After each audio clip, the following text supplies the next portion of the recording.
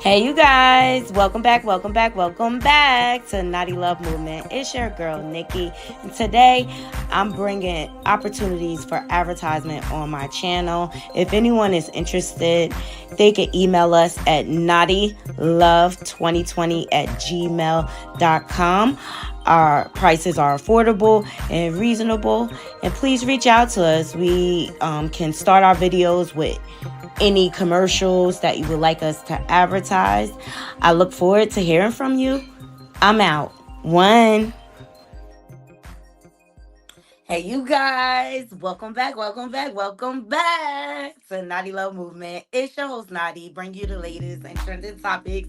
And I vlog my life from time to time. How's everybody doing? How's everybody feeling? Thank you to you all for joining me on this wonderful gray morning on the East Coast. Okay, it's cooling down. The fall is settling in, Naughty Crew. And I got a show for you. We're going to get into some stuff today. I'm just going to get your little brains a working. The things that make you go, We got Jay-Z and his shady business practices. Are we surprised? We're going to dive in, Naughty Crew. We got Mary J. Blige up next on the chopping block. Will she be charged? That's the question. TikTok is a-blazing, Mary. You better get it together, girl. Ain't enough Giuseppe's you can sell there. Get you out of this, honey. What's done in the dark will always come to light. And I love me some Mary J. Blige. And I hate to even have to report on our favorite auntie, okay? Our hood sister. But it's my job. It's my job to bring y'all the information. Well, I feel like I'm not centered. All right? Also, Natalie Nunn being exposed again. She's the next diddler. She let me tell you, Natalie going to keep it up, and Lemon Pepper, Stepper, Lemuel, Plumber, owner of Zeus, is going to make her the sacrificial lamb, because you know that baddies run it's going to fall short eventually. It's going to fall short. People are going to start suing and things like that. And allegedly, where my banner? Allegedly, it's like a whole ex-trafficking ring over there. Okay? Alright, who else we got? We got Kina from Diddy's Dirty Money speaking out, the one that was windmilling all up in the dealer's pockets. She's speaking out with her woes, trying to garner sympathy from the public, child. Also, here at the Naughty Love Movement, I like to give all point of views. And the diddler, we are waiting to see what he's going to do. Is he going to go up for trial? Is he going to take a plea deal? Is he going to go into witness protection? We don't know. It's to be determined. To be determined. Naughty Crew, I feel like there's some suspicious activity going on, especially like all these rumors about him moving to Newark. Now, I have an inside source down there at the Essex County Prosecutor's Office. Now, they say he's there in Newark, but they're spinning in the media. They're spinning it another way, and I think that is... Oh my God, Mim's got another lawsuit. I gotta go and watch him. I think that's his lawyers trying to keep him safe, to be quite honest, because I got word that he's officially in Newark.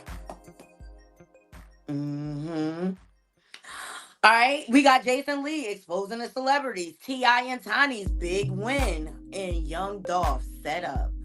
Child. So much going on. Everybody's being exposed. Everybody's being prosecuted. This is the year of exposure. I think Walk with the Ancestors said this is the year of exposure, and then next year is the year for justice. So before we get into it, Naughty Crew, please thumbs up this video, share my live, and engage with the channel. And if you're not subscribed, please subscribe. We are almost to 3,000 subs. All right, I'm gonna go ahead and drop this intro to give more people a chance to load up in the room. Naughty Crew, brace yourself. Trigger warning. Okay, thumbs up this video.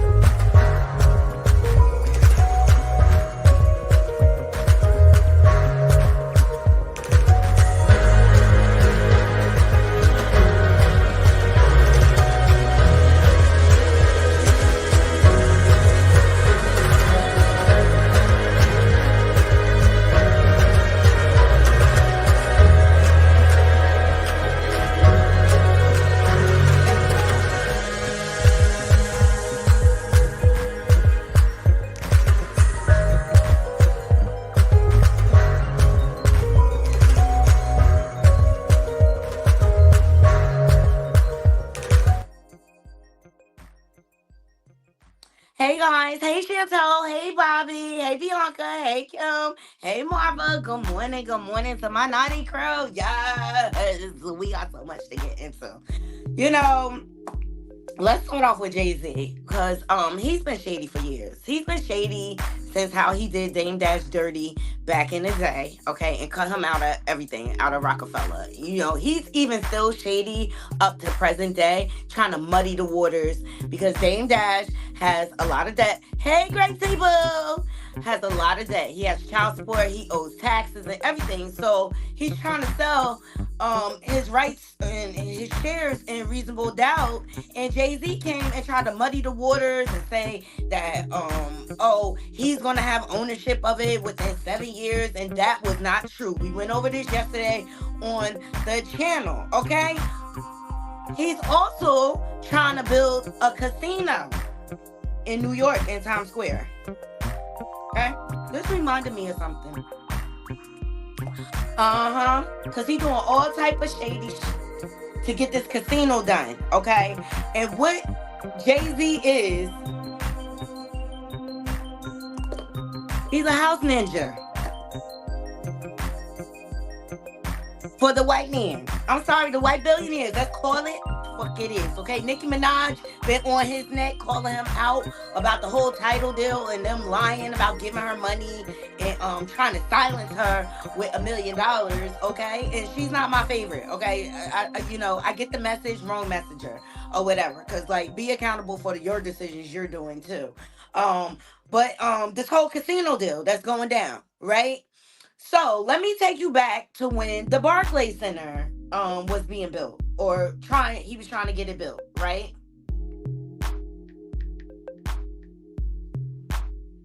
And the Brooklyn natives were going crazy. They did not want the Barclays Center to be built, right? So then Jay-Z went around pandering to the Brooklyn natives, saying, oh, it's going to bring job opportunities. It's going to be this great, great thing. Okay, we're going to be giving back and everything. And it's been everything but that. And what he did, he was the front man for the whole project. And as soon as it got built, he sold his shares and kept ownership of 2 seats. Okay? Okay? We getting into Jay-Z shady business practices, okay? Steve Stout been out here windmilling for Jay-Z. Ciao. It's a lot going on, but it looks like he's gearing up for a lawsuit, Jay-Z. Alright, now he's been trying to pander to the locals there. All right, and shout out to the city. Tenant leader who once ripped predatory Rock Nation casino bid was offered $20,000 monthly contract from Jay-Z owned company. All right, this is her. They do not want this casino. They do not want this casino. All right.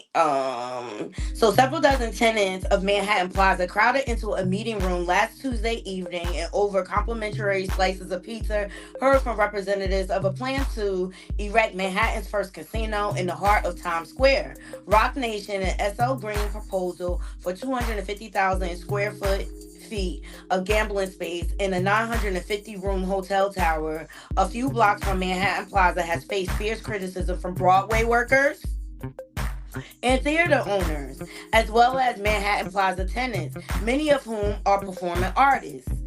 The blowback could tank Rock Nation's bid. New York is expected to issue just 3 lucrative new downstate casino licenses next year, and 11 bids are vying in a competitive process that heavily weighs community support. So he needs the community support in order to get this done.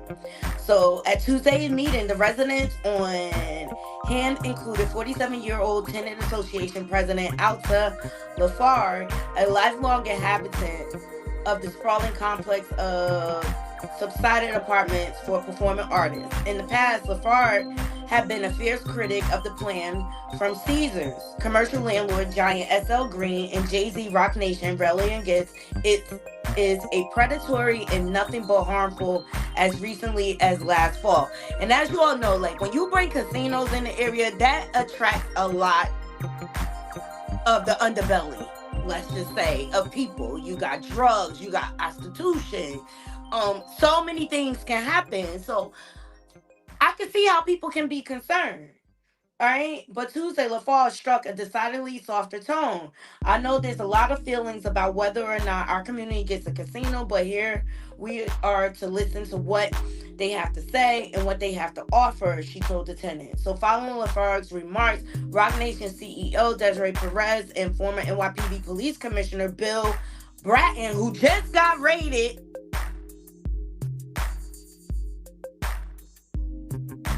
who put together the security plan for the prospective casino, also addressed Manhattan Plaza tenants. What they weren't told is Lafarge had been offered $20,000 a month contract to work as an independent contractor for Rock Nation, according to a copy of its obtained by the city dated January 2024. The document says that Lafarge would advise the supported advise and support the company as it relates to community engagement, and provide strategic counsel as it's related to assisting the company with the mission to have a positive social impact and attend meetings and select mutually agreed community events. Child, isn't this against the law?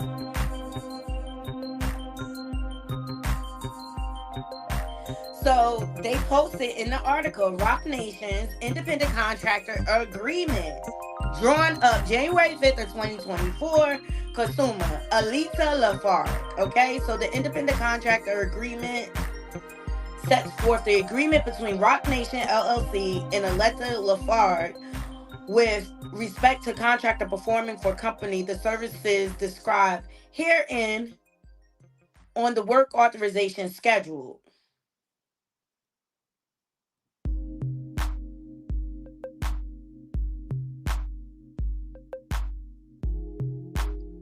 To make reasonable changes, revisions, and modifications to the services now within anything. So the Manhattan Plaza Tenant Association president Alita Lafarge was offered $20,000 a month consulting agreement from Rock Nation. Hey, Auntie B, good morning. A company seeking to open a casino in Times Square, a few blocks away from the subsidized complex she represents. The copy of the contract obtained by the city was unsigned, though. And it's unclear if Lafarge entered into a formal agreement with Rock Nation, another intermediary. So Lafarge received a contract and an email reviewed the city from a Rock Nation attorney, Colin Brown, who wrote, I understand you already discussed the terms of the agreement with Desiree. So when asked about her dealings with Rock Nation, Lafarge told the city, they've asked would I help them understand the community better. And wait, you a native New Yorker, Jay-Z. You don't know your community, bro? I'm just saying, he's full of shit. Thumbs up this video. And this is the same thing I've offered to Related, and the same thing we offered to Silverstein. If you want to come here, referring to two other developers with competing proposals for Manhattan casinos. I'm working for a consulting firm, but not directly for them. But an hour later, Lafarge called back with a different account, denying she ever worked with consulting firm. I haven't signed any contracts, is what I'm saying. They're not paying me, she said. Asked about her earlier remarks, and she said, I'm not working for a firm. I will work as a consultant at times, yes, but I've not gotten paid for it.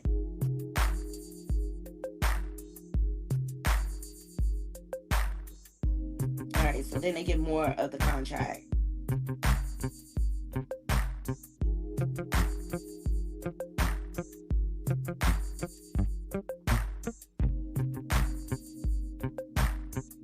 All right, I'm saying. So here is the property that she manages in Manhattan. Okay?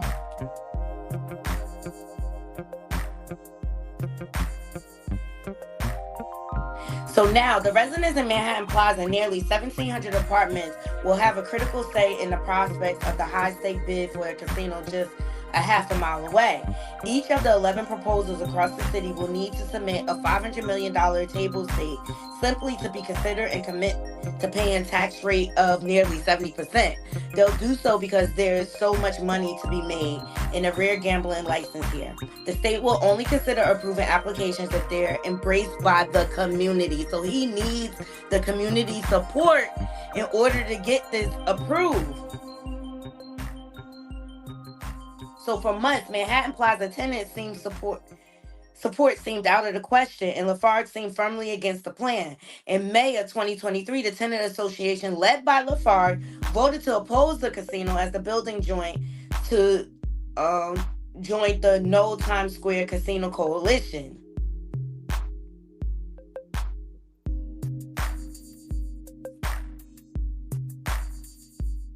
So is this lobbying? So while SL Green, the real estate company working with Roc Nation on the Times Square casino proposal, has disclosed just under $100,000 in lobbying spending on behalf of casino and gaming so far this year, similar to what other developers have spent on competing proposals. Roc Nation reported spending just $1,442, state records show. Wow. Brad Mayone, a spokesperson for the New York State Gaming Commission, declined to comment on the contract obtained by the city, but noted that there are strict lobbying and ethic rules all potential casino applicants are expected to follow.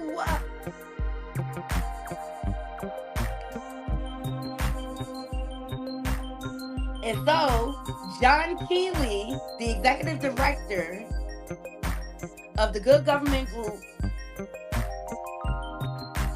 Revent Albany, said the contract obtained by the city raises concern for the state regulators about the tactics being deployed to rally community support. I will look at this and think, what else are these guys up to? Thumbs up this video. Yo, Jay-Z has some shady ass business practices. So in the months since Roc Nation sent Lafarge a contract, she has continued to carry out her duties as tenant association president, including regular correspondence with elected officials on behalf of residents about the casino.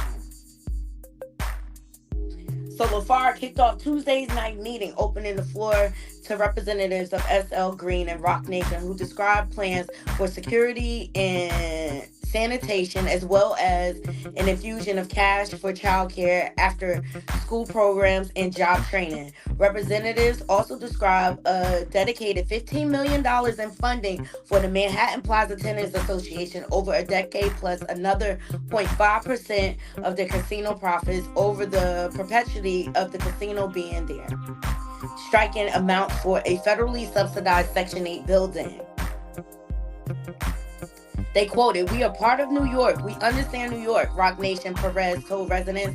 "I grew up here. This is where I'm from, and we care about the city." No, the fuck they don't. They care about their bottom line. They care about their bottom line, and that's it. Thumbs up this video. Jay-Z, brother, this looks shady. That's why you was in New York doing that mock 4040 club, even though it's been closed forever. Like, stop it, Jay-Z. Stop it. They playing in your face. You don't even live in New York no more. So Roc Nation didn't respond to request a comment on its offer to Manhattan Plaza or other hereby housing complex. Yo, he better be careful before they sue him. But as a result of this, because first they were offering $15 million, which is barely no money.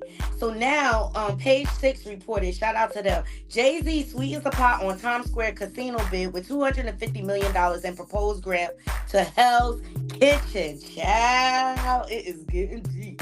Jay-Z is looking to sweeten the pot of his Times Square casino bid. The rap icon and Roc Nation will commit more than $250 million in grant money for Hell's Kitchen if they land the bid to create Caesar Palace Times Square Casino.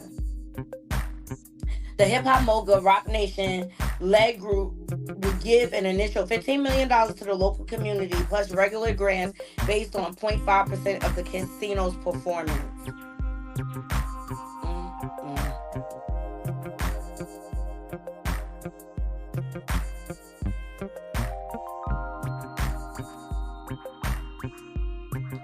So the Caesar Palace Times Square team has already met with residents of Manhattan Plaza, the famed affordable housing development for artists, to clue them in on the potential benefits. We hear Jay-Z said in a statement announcing the grant initiative, and I talked about this. We are New Yorkers, whatever. So he's doing anything. He's the front man for all of this, and Ron Burkle is the money. Ron Burkle is a billionaire. He used to be down with the Diddler too. But they're doing all type of lobbying to get this casino done.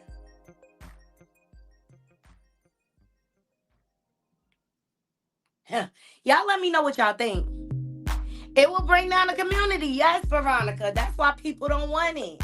All type of things come with casinos. I mean, come on, look at Atlantic City. I don't even like going to Atlantic City. It's like dead down there. He had a 40/40 club down there too. And don't New York have casinos already? Why is it a must that it be a casino in Times Square? It's going to cause all sorts of traffic congestion and things like that. Like, it's going to bring all type of seedy people around. Why Times Square? But I bring this because I'm just noticing a pattern with Jay-Z and his business practices and how shady he is. I went over yesterday how he tried to muddy the waters for Dame Dash. Like, let that man live. You're a billionaire already. Let that man live. Whatever your gripe is, let it go. But Dame Dash is not the only one speaking out about the business practices.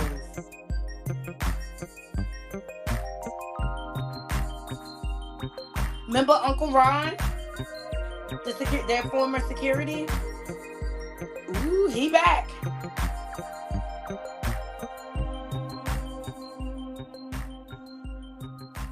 He is back. Thumbs up the video.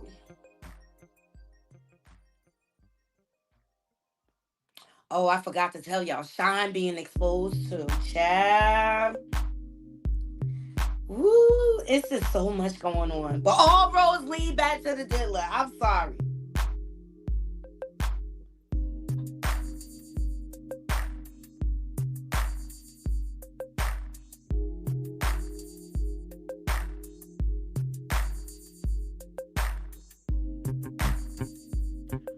All roads lead back to the diddler.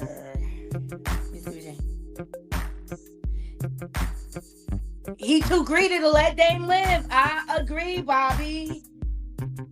But that greed is going to be his demise. Mark my words. That greed.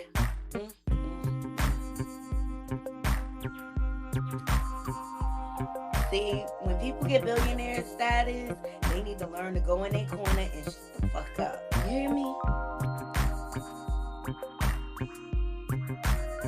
They need to go there in their corner and shut up. No, they want more. And that eventually is going to be his demise. Now, I'm hearing whispering because every time I turn around, people are like, Jay-Z's next. Jay-Z's next. No, I think he's still too powerful. They're going to have to break him down like they did the Diddler. Is Jay-Z next? It's going to take some time because he got too many power players. The billionaires are still backing him. And he's not as messy as the Diddler. See, the Diddler pissed a lot of people off. And they were sick of him. They were sick of him. And they was like, you know what? Since you don't want to act right, we want to show you how to act.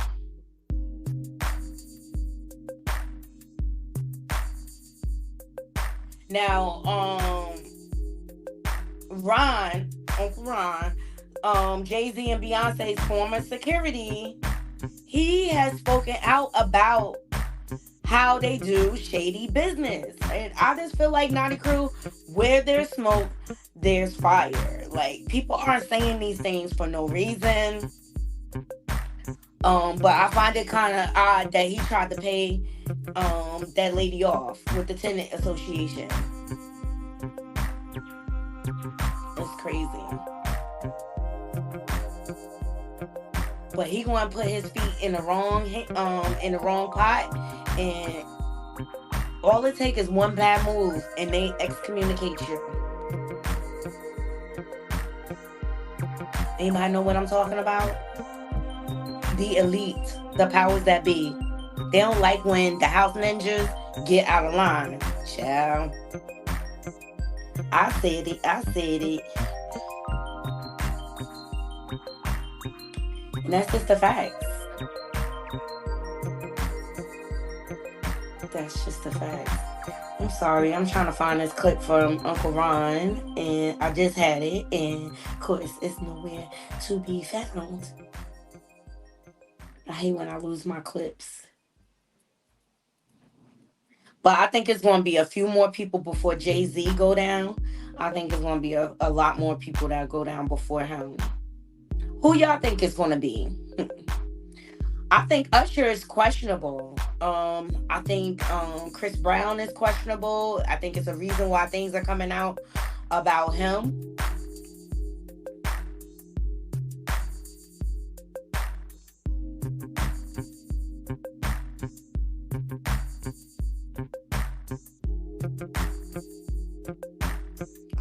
But this is the attitude of the men in the industry. So I can only imagine what Beyonce lives through. I got music playing. I'm sorry, guys.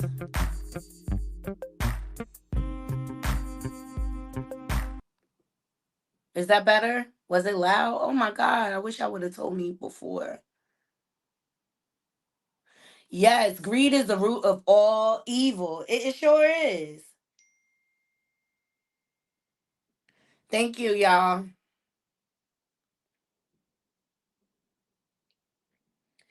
Did that mess up my commentary? Did y'all hear anything I said? Is it better? Is it clear? Okay. I don't know why it doesn't on from my phone. I can't hear the music. That's weird.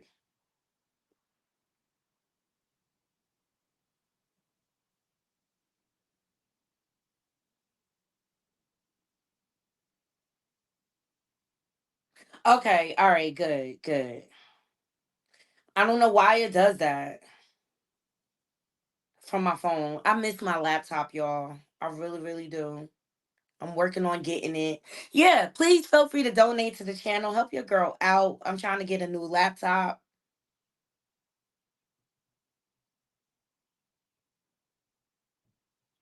Okay, sorry about that.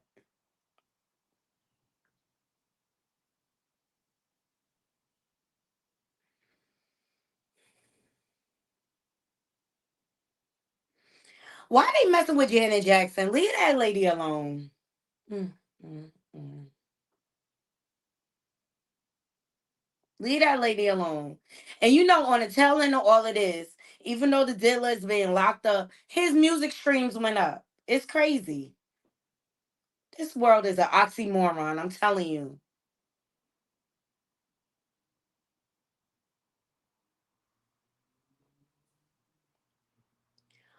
It's an oxymoron.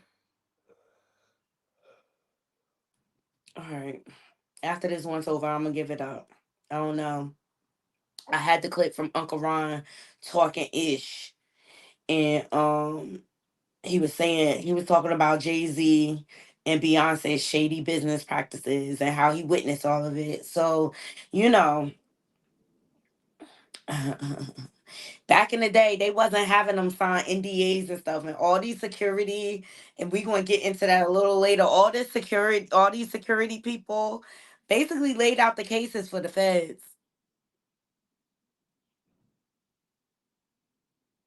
Yes, Handy B. Good point. Good point. Nadi, I was gonna say casinos are one of the best routes to funnel and launder money. Exactly. Y'all heard Chrissy and Jim Jones broke up, child. I don't believe it. She been with that man so long. Mm, mm, mm. Without marriage, child. Mm. People be wasting they little golden years on these men that they know never gonna do them right.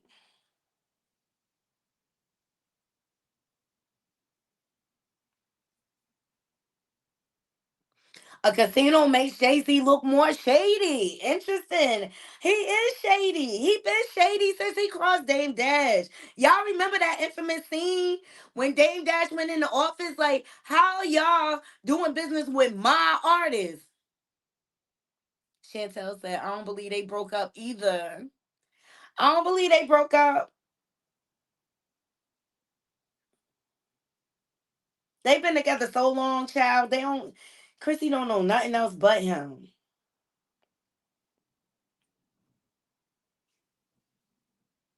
I don't know. I'm like, maybe they gearing up for another show.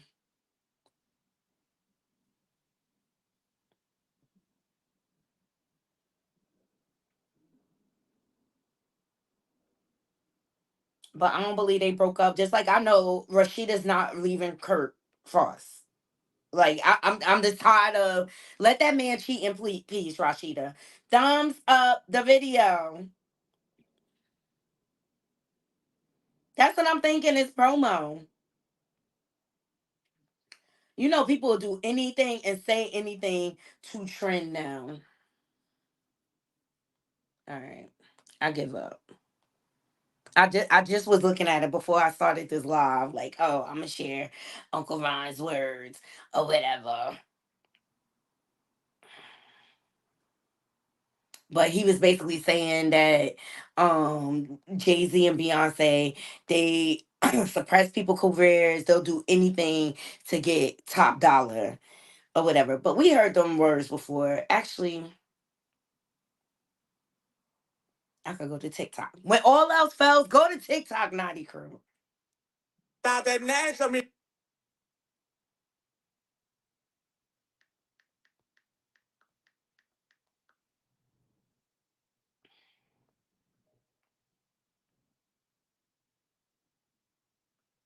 Yeah, this is Uncle Ron, and a whole bunch of things are getting ready to take place very soon. Y'all didn't believe me then, but you believe me now. Not only that, but they're not the only one that's getting ready to take a fall. There's going to be a couple of other big names stirring up in this pot. And yeah, we've been talking. We've been talking, and some things are getting ready to happen. So keep your eyes and ears open. Know that Uncle Ron told you so. Believe me when I tell you, there's one other who's constantly gibber and jabbering about what they have seen, but they are going to be a part of the investigation too. Yeah, this is Uncle Ron. Who you And think a he talking about? I think he talking about Kanye. whole bunch of things again. I think he's talking about Kanye.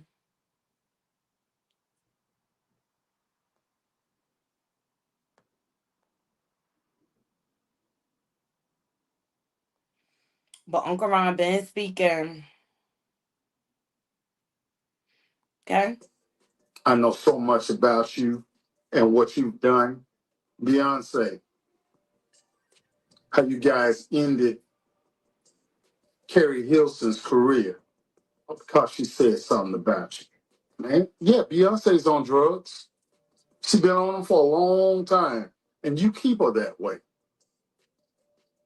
Y'all wish it what you wish it Not worship. to stay on top. What the boss did. All right, so this casino deal is just real shady, Naughty Crow. At the end of the day, I don't trust it. I don't trust anything when it comes to these industry people. And it's been known, they've been playing in our faces for years. All right. Another YouTuber, I tend to look to because he's a hip hop historian. He lived through this time of Rockefeller and when they all broke up, Dame Dash and Jay-Z and all of them. He's a videographer. His name is Choke No Joke. I like his commentary. He has a dope documentary on Prime called The Hip Hop Nucleus, The Tunnel. And if you know, you know. The tunnel was the ish. Actually, the tunnel was the first freak off, if you really want to be honest, all right? Because they were the first club that had a unisex bathroom. And all sorts of things went down in that bathroom, Naughty Crew. All sorts of things.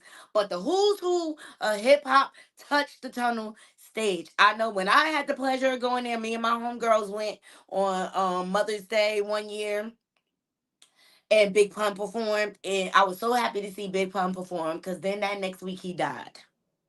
Hmm.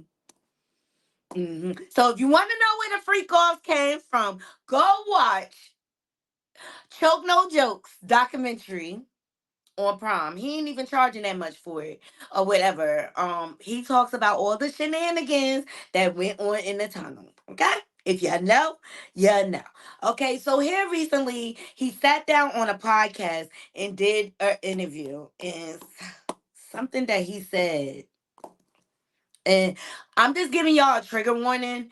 But the reason why I wanted to bring this to my naughty crew is because Diddy, if he goes to trial, he is going to face the court of public opinion, right? And so when I heard Choke No Joke give his commentary, I'm like, this is how some of the jury may think. This is how some of the jury may think. We are not over here victim shaming or anything. I'm just trying to give people a different perspective and how some of the jurors may look at this case, right? For one, let's hear what he said about Cassie. I was like, whoa. I sent it to Couture Bay and she was like, wow, wow. Here we go. Trigger one and Naughty Crew. All right. Over here, I'm on the side of the victims. You know what I mean? Diddy is innocent until he's proven guilty. He was currently detained by feds right now, pending trial. Okay. His lawyer said that they're ready to take it to trial. They're trying to get a speedy trial or whatever. But here's Choke No Joke's perspective on things, okay? And I heard this and I said, this is how a jury is going to look at his case. Some of the jurors may look at this. Here we go.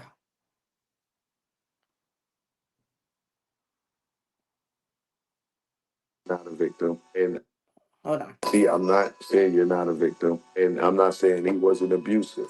If Diddy was a broke, would she have stayed? If Diddy wasn't famous, would she have stayed? If Diddy couldn't have do nothing for her career, would she have stayed? What are the chances that Cassie, this pretty young girl with a promising career, would have stayed with Diddy if he had nothing to do for her? Because she left Ryan Leslie for him, right? I was gonna say that's corporate climate. Artemis said the love triangle between you, Diddy, and Kathy ruined your moments. What Ryan Leslie do to her for her to leave him? He was helping her with her career, right? He was. Okay. She left Diddy, him for Diddy. Why? Because I guess he was the bigger fish. Okay.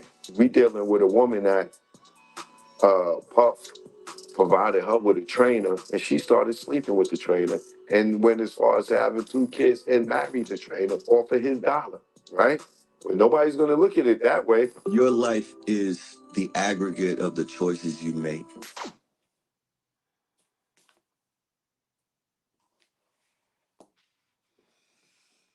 I'm just saying, I'm just trying to give y'all a different perspective.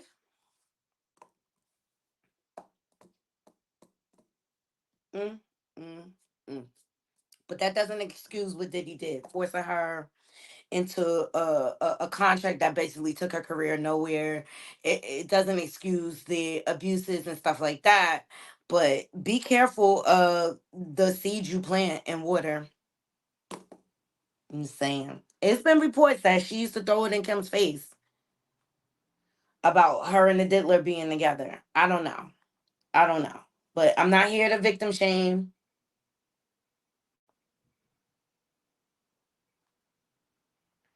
or whatever. But he also, I have the rest of the podcast. He went off. Choke, no joke. He went off. Okay. Here we go. Shout out to 3 Millie Productions for this podcast.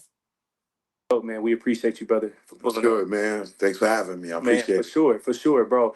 Once the news, man, once it first broke that everybody knows about with Puff earlier this week, man, once he got arrested, you were the very first person who I thought about. Cause I was like, man, Choke, he's been talking about this for years, man. And me personally, bro, I've been really like following you strongly since I'll say And let me tell you, I like Choke No Joke because he been calling Jay-Z out on his shady business and his shit for years. Okay. He has been.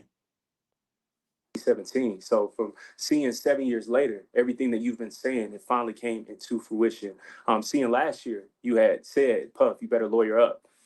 Right now, how He do you did. feel from seeing everything finally come to life right now that you've been talking about for years? From what perspective? From the overall a perspective of, I would say, as being somebody who stood on business basically of saying, yo, this is who Puff is, this is what he's been doing. And I know during those times it could be somewhat seem unpopular where people would think, oh, he hated, he's just talking. To now people's whole perspective is changed of, damn, he was telling the truth. So I would say, how does that feel from seeing that now? I mean, it's bittersweet. Yeah. You know what I'm saying? The bitter part about it is nobody wants to see anyone go to jail. Right. You know what I'm saying? If you've been in jail, I want to see him go to jail. I want to see the diddler go to jail. I do. I ain't even gonna hold you. I want to see the diddler going to jail. He been getting away with crimes from the '90s, and it's time to pay the piper. And that's just how I feel. If you don't like the way I feel, I don't care. I want to see him pay for something. been in jail, and there's no, it's not a place you want to be where you're told when you can bathe, when you can wash, when you can eat, what kind of food you can. You have no options when it comes to eating unless it's common I stuff, mean, if you don't want to be in that situation, don't break the law. stuff like that. But for that aspect of it, nah, you know what I'm saying? That's the bitter part of it. The sweet part of it is people like yourself, you know, hearing what I was saying, how the industry is, and how we get stifled in our career if we not a part of certain clubs and crews and cliques. You know what I'm saying? You start hitting that glass ceiling. So for like I said, for people like yourself, they've been hearing it over the years, whether you believed me or not, to see some of this stuff come to fruition. That's the sweet part about it. For sure. So why do you? And I'm sorry, Diddy brought all this demonic sodomy into the industry. I don't. He brought all of that in. He made it so ninjas had to get on their knees to get record deals and stuff like that. It's disgusting. It's disgusting, and that's exactly why he where he is. All of this went down now, of seeing with Puff's arrest, why did this happen now? Of seeing everything move swiftly. Why do you think everything went down? This was interesting. It's this new era of people getting on YouTube and exposing your business. In Puff case, I would say it started with Gene Dale. He came on initially talking about the death of Big, and then at some point or another, he just started saying all this stuff that was incriminating to Puff. You know what I'm saying? From what I'm hearing, it, in the way it looks at to me is alleged extortion going wrong. You know what I'm saying? He went at Puff. I had one of Puff other security dudes tell me that allegedly Gene went to Puff and tried to get some money. And, Gene was like, Puff was like, I ain't got no money for you. And he threatened to go expose his business if he didn't give him no money. So it went from just, the night Big died to allegedly Gene going to Puff trying to squeeze him for money, and Puff like, no. So he like, yo, if you didn't give me no money, I'm gonna go tell your business. And Puff told the nigga, yo, suck my stick. You know what I'm saying? And then fast forward, allegedly, we seen Gene's story go from the big thing to all this stuff, Meese again kicked under the cart, which he didn't witness. Kim Porter, He said that. her nose broke or whatever, which he didn't witness, but then he said he witnessed seeing his arm bandage up. He told us about the time where the juice dude told him, yo, don't drink that juice. You know what I'm saying? Because it was spiked, right? And, all these different events. And never did he once go to the police, and he was law official, right? But he goes and, allegedly threatens him for money, and then he don't get the money, and then, we start getting all this bad stuff coming out about Puff, right? So then after that, you had, shout out to the guy, Patrick, from the PBD podcast, because he asked Gene, why are you doing this? What's your motivation for telling all this stuff? Like, you can get this guy in trouble, right? You know what I'm saying? He's oh man, same thing with Unique from Echo Audio. he asked Gene, yo, Gene, why you doing this? You know what I'm saying? Like, yeah, he's from the street. So he like, yo, what you doing this? You dry snitching. And he like, yo, man, cause D Ferg, like, he told me at one point we was cool. D Ferg, which is ASAP Ferg father, he had got caught with one of his workers got caught with I think it was like 2 bricks of cocaine. So the connect wanted his money. Gene went to Puff and was like, yo, D Ferg need 40,000, you know what I'm saying, to pay back the connect. Puff like, nigga, I'm not giving you 40,000 for no cocaine. Like, you crazy? Now imagine he did. And we are where we are today, right? So he didn't give him no money. So that was the problem. And then D Ferg passed away. So if you listen to the way Gene laid it out, it's been, he wouldn't give D Ferg the money for the coke. And then he was holding 10 grand of Puffs. And he was like, yo, can I at least give him the 10 grand? Puff like, no, give me my money. Like he forgot about the money, the way he tell his story. Then you got Wolf. He was supposed to owe Wolf 300,000.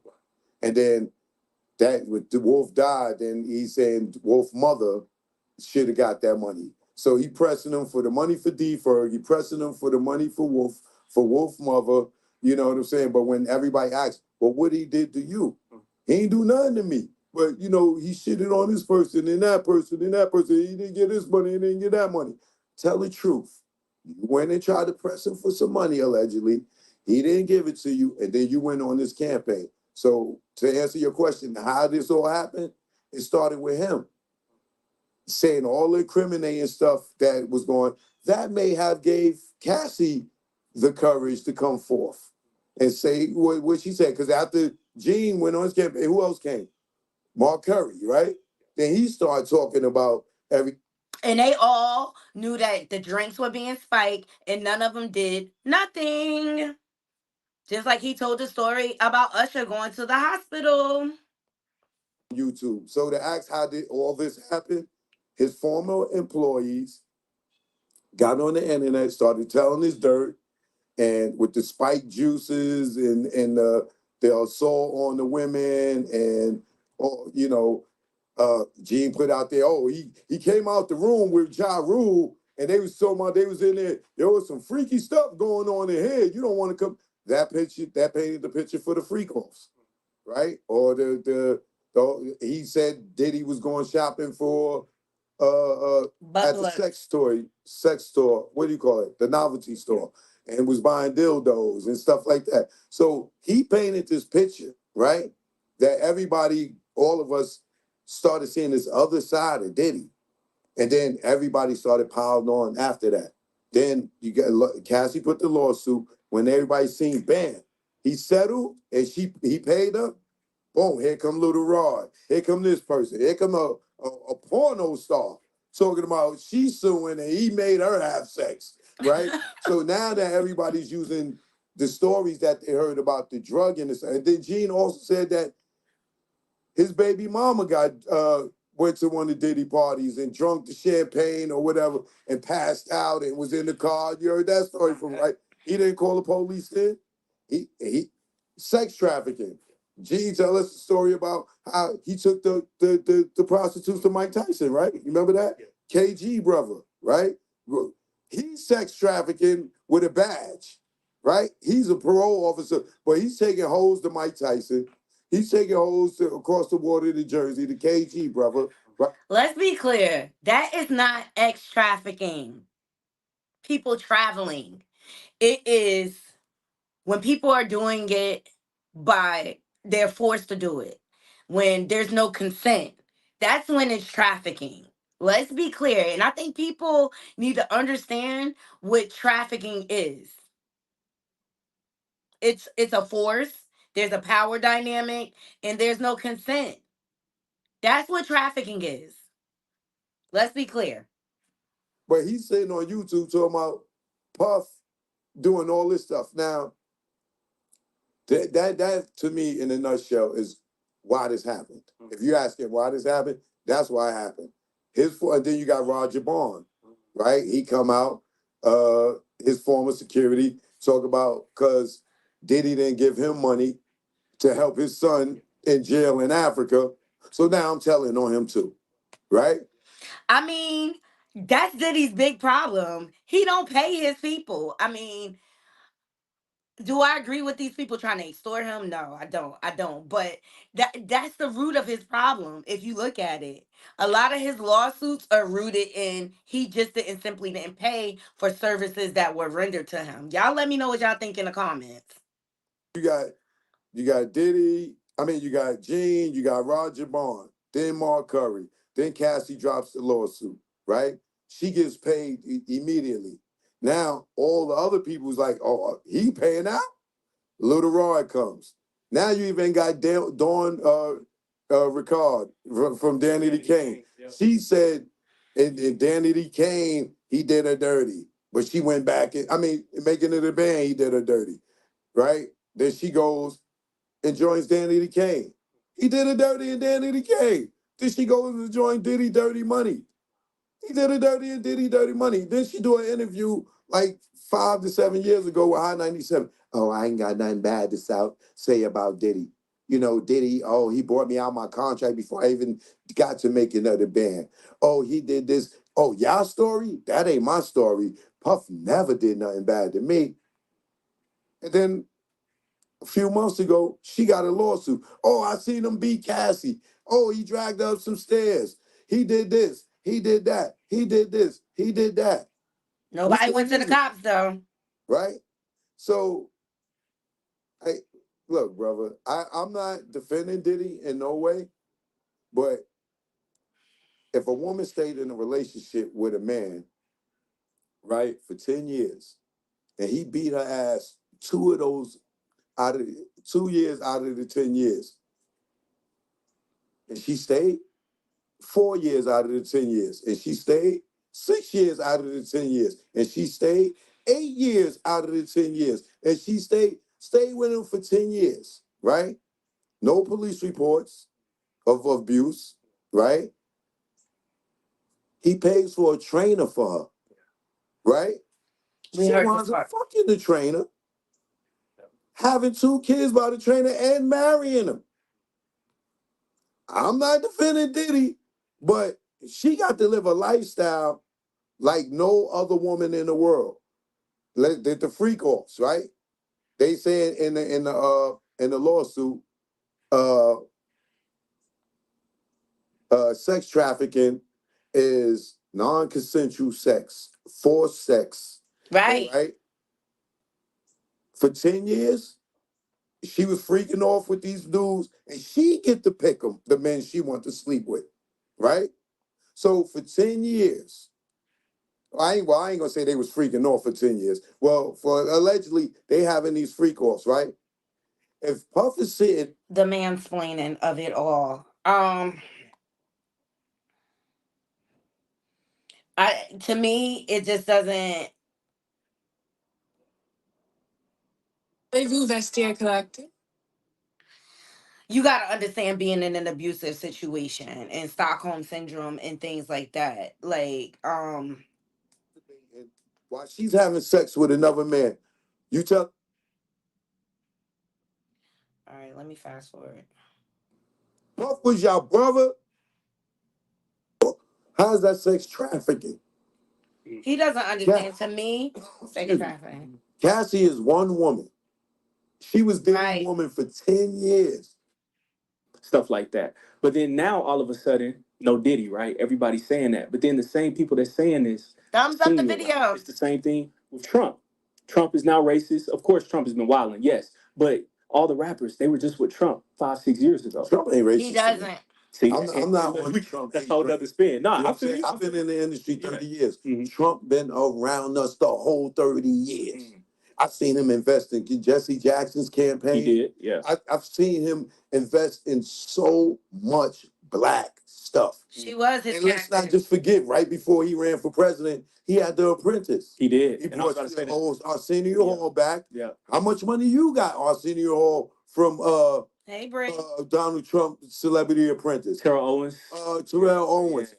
Little John, Nice. Omarosa, Nene Yeah. Leakes, Claudia Jordan, I could go on Tito Jackson. I could go on for days, Bo Jackson. I could go on for days, all the black people that Trump helped, Holly Robinson Pete. I could go on for days, all the millions y'all all made off of the Celebrity Princess. And there ain't none of you, Tyra Banks. I ain't even seen name one of y'all say that Trump was racist when y'all was up there getting all that money for y'all goddamn charities. So as soon as he run for president, y'all run the race card just to help these Democrats win. Y'all ain't shit. He's a fucking ass. So going in. Hey, man, that's what we got you here for, brother. And I think that same logic applies Wait, towards Puff. may I, please? Of course. That's why you're here. You good. You fake ass motherfuckers, Ciroc boys, DJ SNS, and all y'all niggas. Puff my brother. Puff my brother. I ain't seen there one of y'all bitch ass niggas motherfucking at the courthouse with his sons. Puff was y'all brother. These was y'all nephews, and y'all ain't got no moral support for these kids. And I know they grown man, they don't call them kids. Pac and Big died at 24, 25. They was kids to us now. Right? Who is Ain't none responsible? of y'all niggas Buster, Jay-Z, LL, none of y'all niggas got no moral support. Ray J, all y'all punk ass niggas, y'all ain't got no moral support for Puff kids to walk with them in that courtroom. Mary J. Blige, Naomi Campbell, none of y'all. I don't care what that nigga did. I do. All y'all was running with that nigga. All y'all was at his They parties. was. Jermaine Dupri, They Usher, was. They all was. y'all party with this nigga. They did. Terrence J, Yep. all y'all niggas party with Puff. Uh-huh. And none of y'all sat there and went, all y'all DJs that got a check, Ciroc Boy niggas. Kenny Burns, all y'all. They was Ain't down none of y'all until they gonna go to court wasn't. for this nigga? Y'all know what it mean to go to court and support people? I don't care what he charged for. That nigga ain't raped nobody, he ain't Yes, killed he did. nobody. Oh, come on, Choke. No more. I can't take it. Allegedly. Allegedly. Look, when there's smoke, there fire, Choke, no joke. And everybody ain't lying, okay? His hands is not clean. And the reason why they ain't speaking up, because they all gay for the boule. Thumbs up this video, okay? They afraid of what the diddler gonna bring out. What did the Homeland Security get on those tapes? That's why they ain't going to court. They all scatter. And you know, people are so phony, especially in Hollywood, in the entertainment industry. You only as good as your last favor. Period. That's really what it come down to. But Choke No Joke is not the only one calling out celeb names. Now, Jason Lee with his messy behind, he calling names out everywhere. Let me make sure I got the right one. Here we go. Shout out to Live Bites for this. Thumbs up the video. A lot of these celebrities, every single celebrity in the culture has been to Diddy's house, which means they've gone through all his phones, text messages. I can read you my text message to Diddy.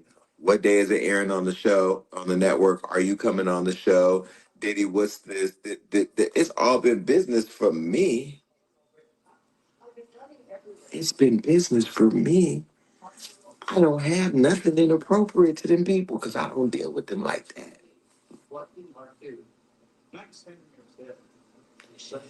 So you mean to tell me all those late nights, what you doing, where you at?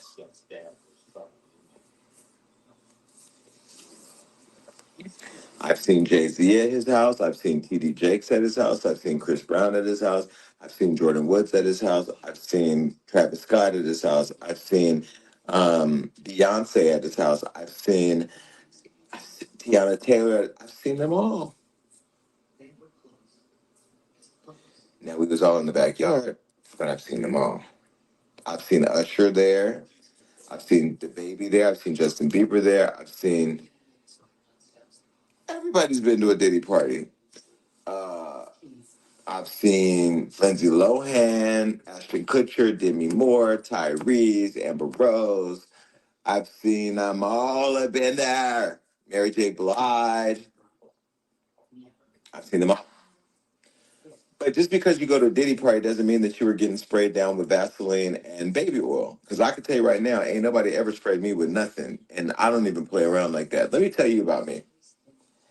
I am so private with my personal intimacy that I love the fact that my business is private.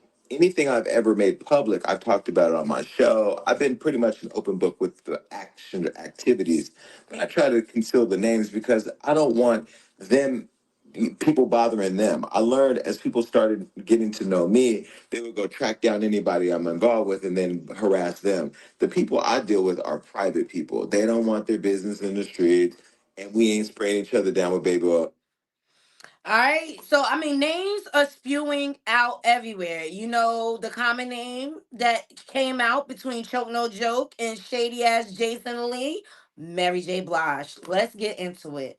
Naughty Crew. Let me tell you, I didn't want to believe it. I didn't want to believe it. You know, when Danny Boy started speaking out on the Art of Dialogue and things like that, talking about he was like 15, 16 when Mary was flying him out and things like that. The first thing I thought, it was like, okay, why was this young boy hanging at death row around Suge Knight and things like that? Where were his parents? And he was kind of braggadocious about it, so I kind of doubted it. All right, then Mims went live and said there is an actual tape with Mary on it, and she is saying this is her rite of passage on the tape, and that the tape had been handed over to the FBI. Now, Mary, here recently, she went on a talk show, what's her name? Sherry Shepherd show, and she revealed not only is she dropping an album,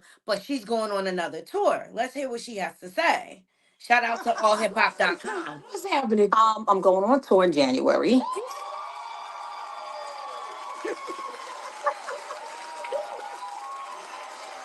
Yeah. And the name of the tour. The name of the tour. The name of the tour is called the For My Fans Tour. So if you are a Mary J. Blige fan, this is for you.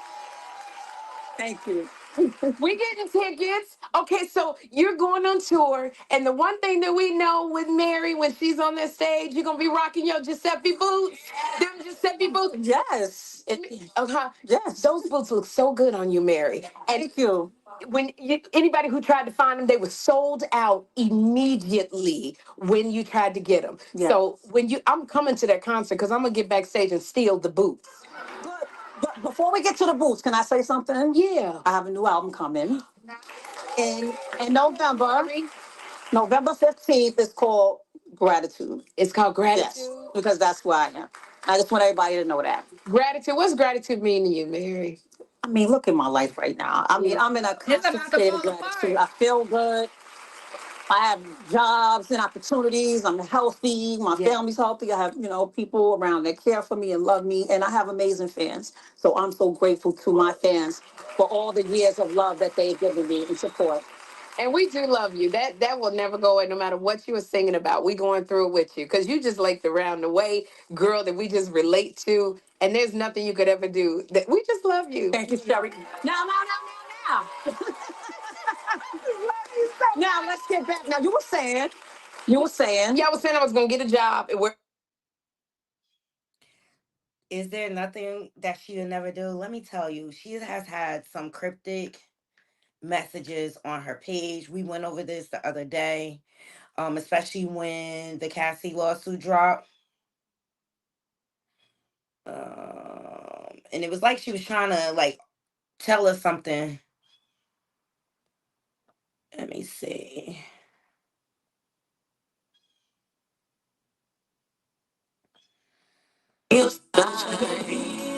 She's working with See, this is when was this? This was March 25th. Unfortunately, a lot of you all met me when I lacked boundaries and was a people pleaser. Let me reintroduce myself. I burn bridges as needed, okay? So these are the type of messages she's putting out there, but let me tell you something. TikTok is going ablaze, Naughty Crew, in regards to this tape being handed over to the FBI. And like, okay, I believe she's doing all these great things now because she's trying to deflect, distract, and get her money together.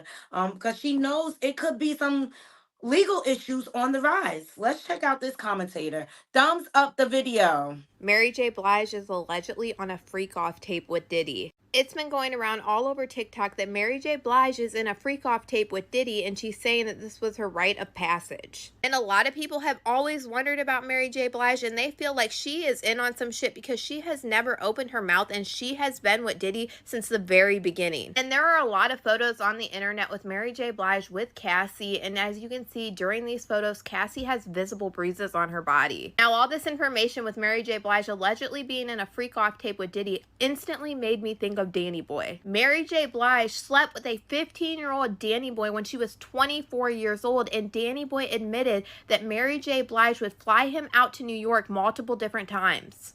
I'm 15, 16 years old, and she flying me in to see her. And you know what it is when a girl back up on you, you young and shit, and I'm trying to show her that she ain't phasing me. I'm hard as goddamn. She's backing up against me. This Mary J. Blige.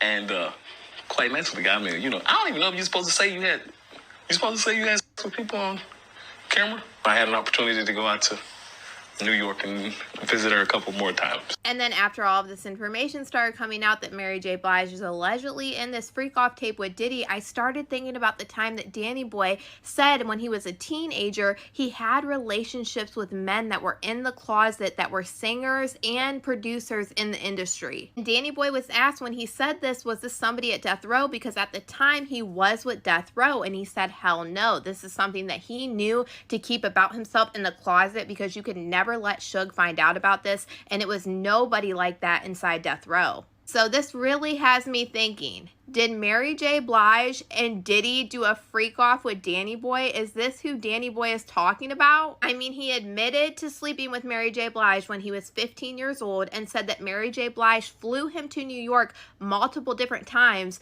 and said at the same time during his teenage years, which would be 15, 16, 17 years old, he was having relationships with men who were in the closet and they were acting like they were straight. And in this interview clip that I'm about to show you of Danny Boy, he also explained how these people have never came out of the closet. You cannot tell me that this man was not talking about Diddy. Like, this is some crazy shit. I thought it was bad enough that Mary J. Blige messed with a 15-year-old Danny Boy, but now the connections are starting to fall in line. But I'm going to go ahead and roll you guys this clip of Danny Boy explaining how he was having relationships with people in the industry who were basically in the closet and never told the truth about themselves. And you guys let me know, what do you guys think? Do you guys think that Danny Boy was somebody that was involved in these freak-offs as a kid? In my teen years, you know, I did some things with, you know, between me and the homies, you know, and it would be considered gay. But those guys are straight guys now, and in the relationships, so they say. I mean, but they're in relationships now, so I'm the only one that kind of came out. Was some of these individuals that you was messing around with, you know, around that time when you was on death row, was they in the industry? Yeah. I thought you was going to say, was they on death row? Yeah, they was in the industry. Who else was I hanging around? I wasn't just hanging around with people in regular neighborhoods. Was they on death row? Nah. Look at them, though. I mean, no offense, but nah. No, yuck. I don't know. Like, they went with me. No. That wasn't a thing. It wasn't like an open thing that even then. You know, even me having the feelings, it was suppressed because that was a thing that I knew not to take around Suge.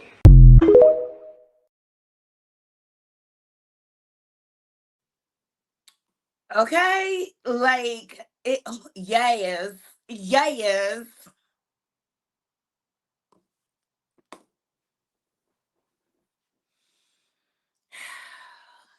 Look, let's just look. Nothing surprises me anymore.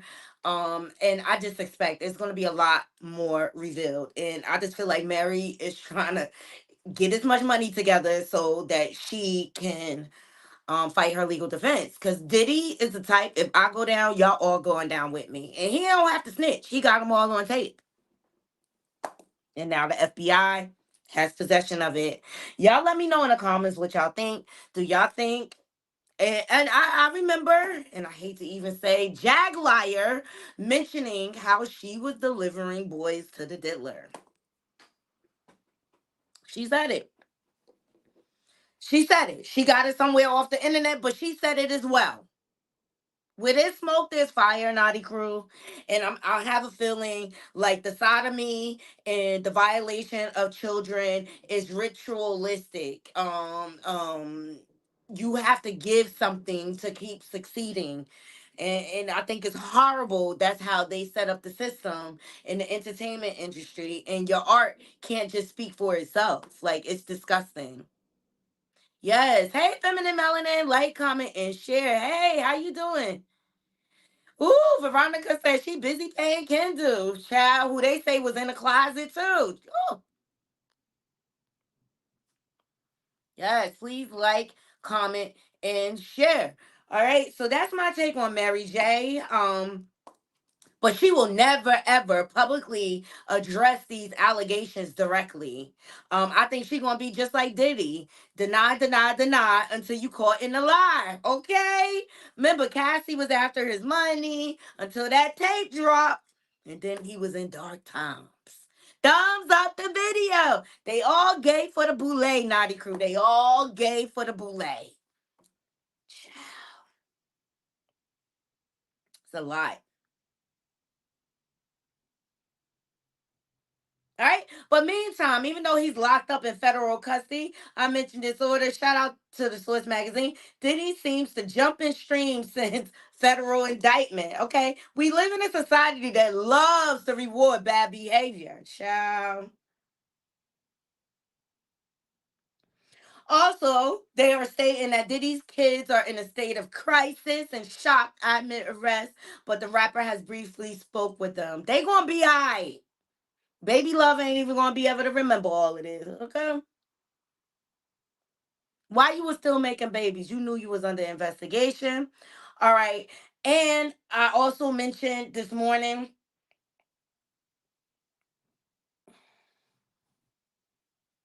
official confirmed Diddy not transferred to the Essex County Jail despite social media rumors. Okay. But I got a different spin. I know somebody that works at the Essex County Prosecutor Office and they said he's there.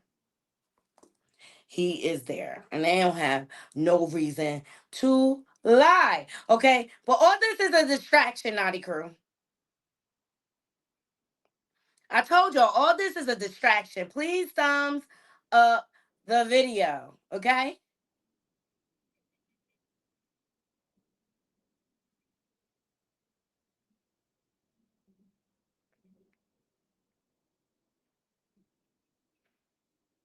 We are in a political year.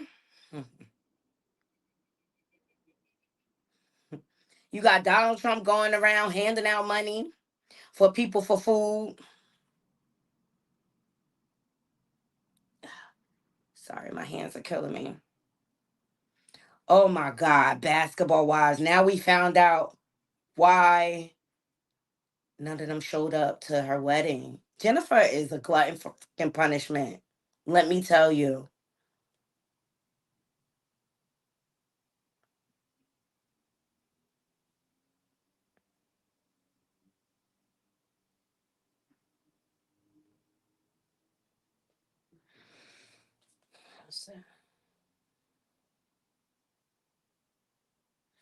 They saying Diddy stopped eating. Like, child, please. He's scared they trying to kill him. His life in danger. Even Suge Knight said his life is in danger.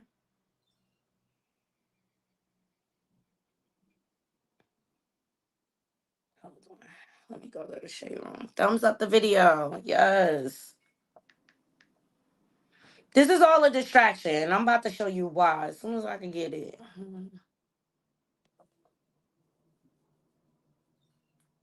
There's stuff going on in the Senate. Here it is. Shout out to the shade room from this. There is stuff going on in the Senate right now that they do not want you to know about. And that's why they brought down this arrest. That's why Donald Trump trying to act like he's a nice guy right now, even though he's a jerk. Shout out to the shade room for bringing us this information. Pay attention, Naughty Crew. Pay attention and make sure y'all vote. This is an important election year. Here we go. Funding bill by October, the government could completely shut down. No funding means no functioning, and this can affect programs such as Social Security and Medicare, environmental and food inspections, air travel, food stamp programs, national parks, you name it. But why are we even here again? I'm Lily Hype, and this is TSR News.